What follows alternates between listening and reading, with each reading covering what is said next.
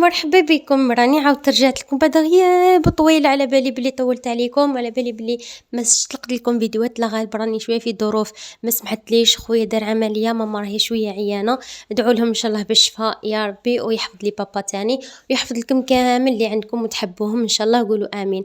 بعد الصلاه والسلام على اشرف المرسلين، قولوا بسم الله ويلا نبداو لا فيديو تاعنا للنهار اليوم. غبت عليكم بصح صدقوني جبت لكم واحد الوصفه رايحه تعجبكم بزاف، ديروها. خاصة دوكا راهو جاي العطلة الصيفية وجاي الخرجات وكيما على بالنا، وشوية الحالة راهي باردة تاني حاليا. هذه الماكلة ننصحكم بها، روحوا جيبوا لي اي بول عندكم تحبوا تخدموا بها الكمية هذه، ديروا لي كيلة منها تاع دقيق. الدقيق العادي اللي نخبزوا به الكسرة، الدقيق العادي هذاك راهو ما راهوش حليب، ما تتخلعوش تقولوا هذا كامل حليب، لا راهو ما برك. انا الطاوة اللي حطيت فيها سجا كنت مسخنة فيها الحليب، كيما فرغت الحليب وحطيت فيها الماء دونك تحول الابيض، نملاها حتى هي تاني كامل كما راكم تشوفوا. الماء اللي لازم يكون دافي. هنا رايحه نحط فيها ملعقه كبيره تاع الخميره، خميره الخبز عادي. رايحه نحط فيها ايضا ملعقه تاع السكر باش تطلع لنا الخميره تاعنا بيان سور، لانه السكر هو اللي يخلي الخميره تاعنا تتفاعل. البنات الوصفه هذه تجيكم بزاف بنينه، وساندويتش شوفوا الحشوه من داخل ديروا نتوما واش راكم حابين. مهزولي الفكره تاع المطلوع هذا، وفهزولي الطريقه تاعو بالضبط كيفاش راهي وكيفاش تخرج وكيفاش تتخدم بالتفصيل، انه الا ما درتيهاش بالتفصيل ماهيش راح تنجحي فيها اكيد، وكوني اكيده من ذلك. هكذا البنات، هنا انا دخلت هادو المكونات كامل في بعضهم غير بالملعقه كيما راكم تشوفوا، تجيكم شويه جاريه ما تخلعوا ما والو. رايحين نخليوها كيما هكذا. رايحين نزيدو نجيبو نصف كيلة تاع الماء، دونك حطينا كيلة كامله، ومن بعد رايحين نزيدو نصف كيلة نفرغوها كامل. دونك انا ما فرغتهاش كامل لانه كي فرغت الماء كان شويه زياده على نص الكيلة، دونك زدت عليها. واش معناتها كيلة؟ كاين ناس بالك ما يفهموش واش معناتها كيلة. كي نقول لك كيلة معناتها الحاجه اللي راكي رايحه تجيبي تكيلي بها، كملي كيلي بها باقي المقاسات كامل. كان درتي بالكاس ام والد كملي به، كان درتي بالكاس تاع ما باليش كاس تشربي فيه حليب ولا غرفيه تقولي نجرب برك هذه الفكره، هذيك هي الكيله تاعك. فهمتيني حبيبتي؟ دونك الكيله اللي تخدمي بها، بلا ما نقول لك 250 300 400 حطي لي فرغي لي حسبي لي، لا ما تغلبي روحك ما والو، غير بالكيله تنجحي فيها ان شاء الله.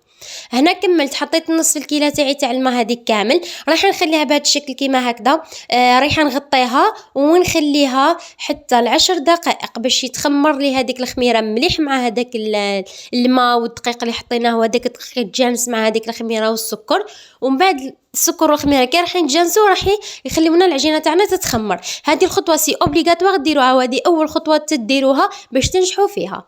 نغطيوها بالسوليفان، نغطيوها مليح مليح، ولا كان عندكم طرشونه ولا طشرونه ولا باش كشي يقولوا لها، المهم يعني طرف اللي يكون واسع، المهم ما يقيس لكم شيء تاعكم العجينه اللي رانا نخدموا فيها باش ما يلصقش فيها، سورتو كي يكون طرف.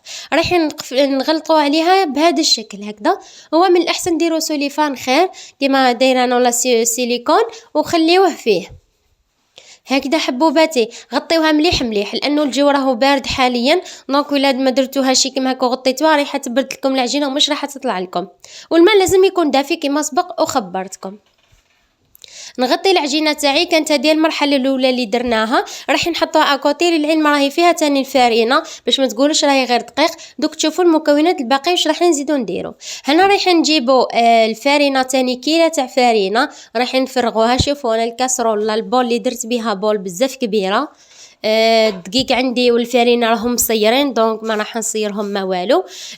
قلت لكم تاني حاجه انه البول اللي رايحين تخدموا بها هي اللي راح تعطي لكم لا مره. حابين كميه كبيره ديروا بول كبيره، حابين كميه صغيره ديروا بول صغيره. انا رايحه نحط 3 ملاعق تاع الزيت كبار، يكونوا كبار مع هذيك الفارينه. راح ندخلهم مليح بيدي مع هاد الفارينه باش الفارينه تاعنا تطرانا. يعني هنا الزيت مش راح نحطوه في الاول كيما شفتوا، راح نحطوه مع الفارينه وحدهم. ولازم الطريقه هذه، ما تقولي ليش خلي برك نخلط كل شيء في بعضه ومن بعد نحطها، لا راهي ما تنجح لك ما ولو. ديريها بالشكل هذا الصحيح والشكل تاع الصح. اما للطياب من بعد كي نوصلوا نفهمكم كيفاش طيبوا باش يتنفخ لكم الخبز تاعكم في الكوشه، لانه درناه في الكوشه. وكاين طريقه اخرى تاني نوريها لكم، تحبوا ديروه يعني في الطابونه برك فوق النار برك هكاك في المقلاة تاني ينجح لكم باذن الله تعالى. دخلت مليح هذيك لافارين. هنا راح نزيد نحط الملح عينكم، هي ميزانكم، انا نحط بعيني ميزاني بهذا الشكل هكذا، لانه ولا جاتكم مسوس راهي ما تنجح لكم شيء، لازم الملح يكون سوا على بالنا بلي الحاجه تكون مسوس راهي ما تطلعش. هنا حطيت العجينه تاعي من هي ترتاح كما شفتوا، وجدت لها الفرينه هذيك. دوكا بعد ما كملت لي 10 دقائق رايحه نحط ديراكتومون هذيك لافارين اللي وجدناها فوق هذه الخلطه الاولى اللي درناها. شوفوا كيفاش راهي اختمرت لي مليح. ديروا فيها الفقاعات يدل على انها مخمره مليح. راح نفرغ هذيك الكيله تاعي كامله تاع لافارين هذيك كامل نحطوها فوقها ونبداو ندخلوا فيها مليح حتى تتلم لنا غير بيديكم برك. دوكا لهنا لازم تدخلوا يديكم، ما راهي 3 الملعقه ولا والو، لازم تدخلوا يديكم. انا اللي يعرفني راهو على بالي وبيا باللي في الاول في الديبي ديما نبدا بالملعقه ما نقصش بيدي خلاص. من بعد خلاص كي تبدا تدخل العجينه ويبدا فيها يعني ما تلصقش في اليد كيما نقولوها لتم، نبدا نقيس فيها بيدي. ابري هنا تحتمت لي لازم عليا نبداها ندخلها بالملعقه لانه تحتاج انها تستعجن. هو يقولك لازم تعجنوها حتى 10 دقائق وانت تعجني فيها طيح لك قلايدك طيح لك كتافك. دونك انا يشوفوا الامانه عجنتها غير بالعقل برك مع روحي بشويه. دخلت العجينه تاعي مليح ومن بعد بديت نزيد الفارينه تاعي مليح حتى كملت لي العجينه تاعي كامل. طريقه العجن تاعها بهذا الشكل، تلموها مليح، تلموها تديوها وتجيبوها تديوها وتجيبوها تديوها وتجيبوها حتى تولي لكم عجينه. زيدوا لها لافارين مليح حتى تكون لكم عجينه. الطريقه تاعها راح نديروها بهذا الشكل كما راني ندير فيها انا، نديها ونجيبها كما راكم تشوفوا، ما رانيش نعجن فيها. ومن بعد نبدا نخبطها حتى تتكون لي واحد 5 دقائق هكاك 6 دقائق لو ماكسيموم، ما تطولوش فيها بزاف وما تعيوش رواحكم فيها. لا هي لا 10 دقائق لا والو، عجنيها قد ما يعطيك خاطرك. عندك الوقت انك تعجنيها 10 دقائق عجنيها 10 دقائق. هذا واش نقول لكم. نكمل انا نعجنها حبوباتي ونرجع لكم.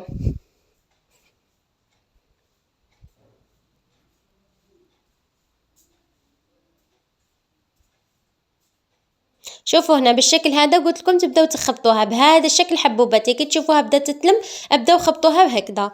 كي تبداو تخبطوها كيما هكذا راهي تتلم لكم على الكيف برك. كل ما تخبطوها هكاك زيدوا لها الفارينه، كل ما تخبطوها زيدوا لها الفارينه حتى تتكون لكم عجينه. ما تخافوش منها وتقولوا بالك تجينا يابسه ولا.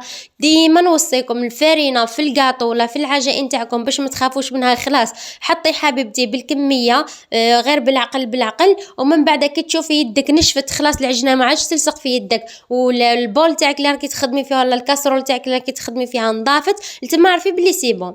غطيتها وخليتها ايضا لمده 10 دقائق.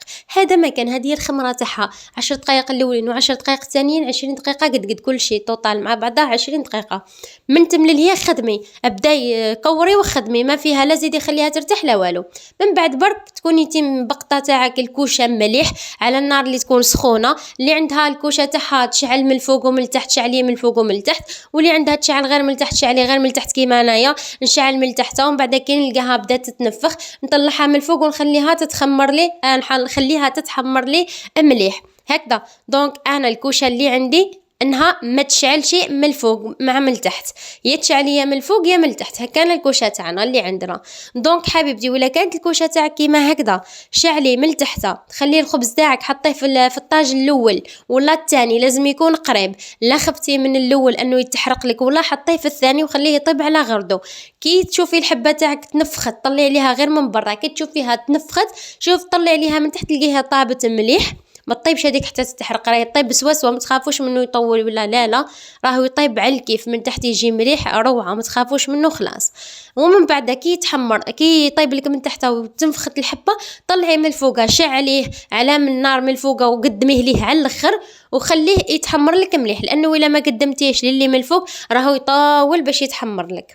كملت انايا. شوفوا الحبه تاعي الله يبارك شحال جاوني 6 بصح الحبه تنسي في اختها كبار يعني تاكلي وحده تشبعي من الاخر. حبيتوا ديروهم دي بول صغيرين ديروهم دي بول صغيرين على حساب واش يخاطر في خاطركم نتوما. الحبه اللي حنخدمها نحطها قدامي، اللي مش حنخدمها نحطها اكوتي ونغطيها بالسورفيطه، دونك ما نخليهاش هكاك باش ما تقشفلناش. وميمطو ماشي كيستيون انها تخمر ولا لا جوست ما انها نخليوها يعني مغطيه باش ما تنشفناش وما تقشفلناش.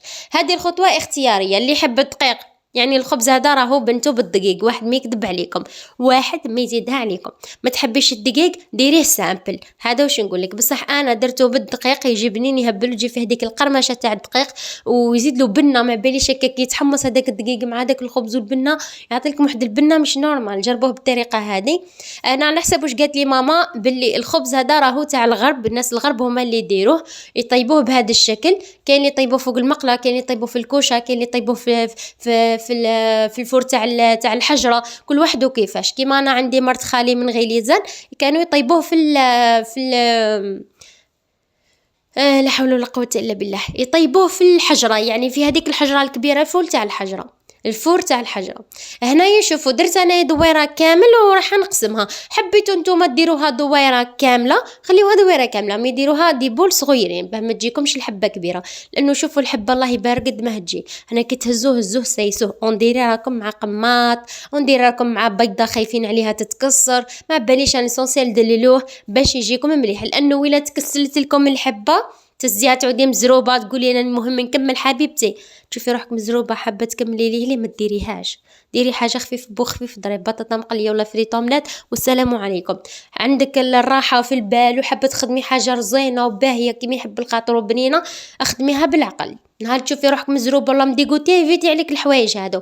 راني وصيتكم، راني مالفه نجيبكم وصفات تاع هز خفيف ظريف ويجيو بنان. هذيك تاعك تعودي مديغوتي روحي فرغي فيه واش راني مالفه نقولهم لكم، روحوا شوفوها. وهنا اكيد المهمه المعتاده للاب تاعي ولا بابا هي انه يقص لي الدجاج. طيبت انا البطاطا من هي، حندير غير شويه تاع دجاج مع شويه تاع اعظام، شويه تاع فريت، شويه تاع الفرomاج، هريسه اللي يحب الهريسه، اللي ما يحبش الهريسه اعظام مشرشمين، ومايونيز. وعندكم لي صوص كثروا. شوفوا الخبز تاعي الله يبارك فيه جا. حتى الحبيبات اللي ما طلعوليش في الكوشه من بعد، كاين حبيبات ما طلعوليش باش ما نكذب عليكم ما والو، مي يشوفوا لي كيفاه جاو والله غير تفتحوا لي نورمال. الجهه اللي تفتحوا ليها هي الجهه اللي تكون قد ماشي الجهه اللي تكون مقوسه، باش كي تحكموا الحكمه تاعكم تجيكم سوا مام كي تعمر الحبه تاعكم تعمر لكم كامل.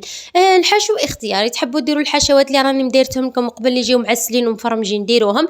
اما انا المره هذه حبيت حاجه تراديسيونال وسامبل. هذا ما كان راح نبدا انا نحشي في الخبيزه تاعي. وكاين وحيد اخرين مازلت راني نطيب فيهم اكوتي، خليتهم من هي يطيبوا في غردهم، واللي نوجدوهم ديراكتومون نجبدوهم من النار ولا يعني من الكوشه نحطوهم طول في بلاطو ولا فوق طرف يعني كيما هكذا، ونعاودو نغطيوهم. ما ننساوش راهي مخدومه بالدقيق مش غير بلا فارين. هادو هما نصائح كاملين نمدهم لكم، ويلا هدركم معايا تروحوا تشوفوا الوصفه. شوفوا لي كيفاش جات الله يبارك، مفخفخه وبنينه ومتشخشخه وكيما يحب الخاطر. والبنه يا البنات حاجه فانتاستيك، حاجه مانيفيك، حاجه الله يبارك بنينه وسهل. ما البنات ديروا به كميه الله يبارك، وبدلوا شويه من الشاورما والطاكوس وما الى ذلك. ديروا لي هذا الخبز وجربوه بالحشوه اللي عندكم، وردوا لي بالخبر في التعليقات، وما تنساوناش بدعوه الخير.